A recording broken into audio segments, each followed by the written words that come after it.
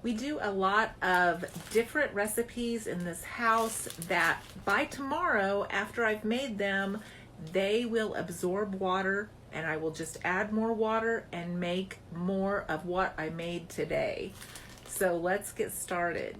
Today we are going to make a meatless taco soup. I'm just using what I have around the house. I'm not spending any money.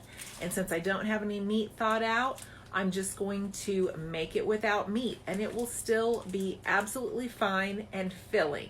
So let's go.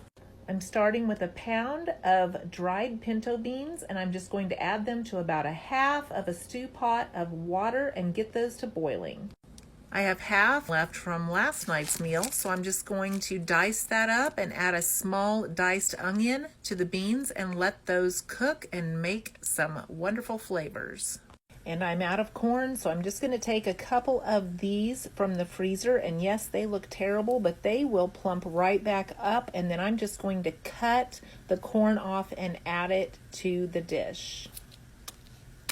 And I'm just going to cook it right in with the beans. And I am going to use my homemade taco seasoning from my cookbook, 50 Frugal Recipes When Cooking on a Budget, because it is gluten-free. But by all means, you can add a packet of regular taco seasoning if you like.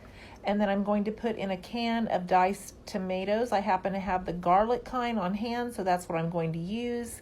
And I'm going to add a packet of Hidden Valley Ranch seasoning.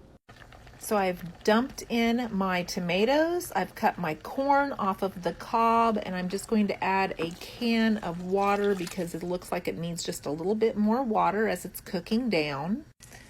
I'm going to add in my ranch seasoning, my taco seasoning, and then let that cook and simmer for a while to just get all of the flavors mixed in.